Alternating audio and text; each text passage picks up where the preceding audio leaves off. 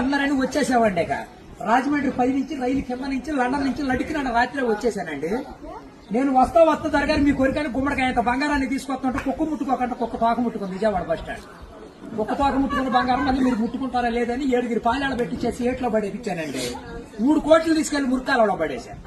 మా ఇంట్లో కోట్లు కుక్కలు తింటుంటాయండి, లక్షలు లక్కలు తినేస్తుంటాయి, ఏళ్ళు ఎలుకలు తినేసి చిల్లర సేవలు తినేసేస్తాయి. ఇక కాగితాలు కట్టుంటే కాగితాలు తీసుకెళ్లిపోతాం. మాకు పొయ్యిలో ఎండి ఇంట్లో బంగారం ఉందండి, కాకపోతే ఇంట్లో వాళ్ళు ఎసట్టాలు బియ్యం లేక ఎండిపోతున్నారు. గురుగారు మీకు ఏమన్నా డబ్బుకి కానీ ధాన్యానికి కానీ ఏమన్నా లోటుగా ఉంటే మా కౌరు చేయండి, మేము పంపించేస్తాం. మా అడ్రస్ మండలం మధ్య యాగారం, దాని పక్కనే ఉండదండి, మల్లెడికి పక్కన పిల్లడికి మా ఊరు. దానికి మా అడ్రస్ కి సాయంకాలం ఉత్తరం రాసేసి పోస్ట్ లో ఇంకొకంట పొయ్యిలో వేసేయండి. మీరు పరిగెత్తుకుంటూ వచ్చేసి పంటకాల ఒక 10 నుంచోండి, నేను 3 మురికాలలోకి అందించేస్తా డబ్బు. పగిలిపోయిన వాడి మీద వచ్చేస్తుంది 10 కోట్లు మరి డబ్బు. అక్కడ బుట్టకొని తీసి తట్ట మీద ఆరబెట్టుకోండి. అప్పుడు మేము చదువులో కాడ బాగా పాస్ అయ్యామండి. నేను చదువు సంకల వరకు చదివానండి, గుడుంతాలు గుండెల దాకా వచ్చేసి పాఠాలు పాదాల వరకు వచ్చేస్తే ఇంగ్లీష్ ఈదులు అమ్మడ పరిగెట్టేసింది. చదువు ఎక్కువైపోయి అబ్బాయి గారి సంతకం పెడతాం మర్చిపోయి సోనియా గాంధీ గారి దగ్గరికి ఉద్యోగం అడిగానండి. రాజీవ్ గాంధీ గారు రాసిచ్చారు ఈ ఊళ్ళో ఉద్యోగం, ఎక్కడైతే సంతకాలు చేసే పని ఉండదు. ఈ ఊళ్ళో ఉద్యోగం రాసాక ఒక పని దొరికిందండి. ఈ మధ్యన ముసలి వాళ్ళంతా ఉండకూడదని పొద్దున్న మా డిపార్ట్మెంట్ కి ఆర్డర్ వచ్చింది. ముసలి వాళ్ళు ఉన్న కాడి నుంచి అత్తాకోడళ్ళు పోట్లాడుకుంటున్నారు.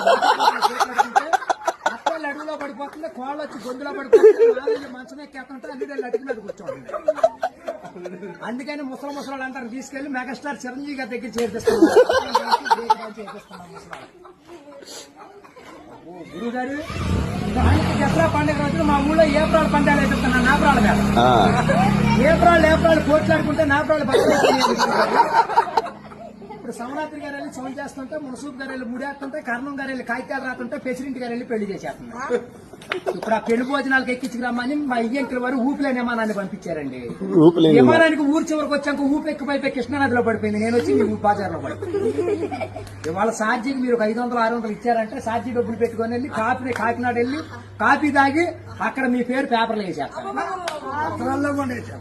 ఈసారి గారు ఇప్పుడు రాబోయే కాలానికి కాబోయే సీఎం గారు మీ పేరు పేపర్లో వేపించేస్తానండి. ఈనాడు పేపర్లో వేపించానంటే ఆంధ్ర జ్యోతులు అక్షరాలు లేకోకుండా వచ్చేస్తాను. చదువుకున్నోడు చదువుకోవచ్చు, చదువులేనోడు చదువుకోవచ్చు. దొరగారు మన ఊరంతా ఖాళీగా ఉందని సాయంకాలం మన ఊరు కాలువలో కరువు మీటింగ్ పెట్టిస్తున్నాం, మీరంతా అక్కడ వచ్చేయండి.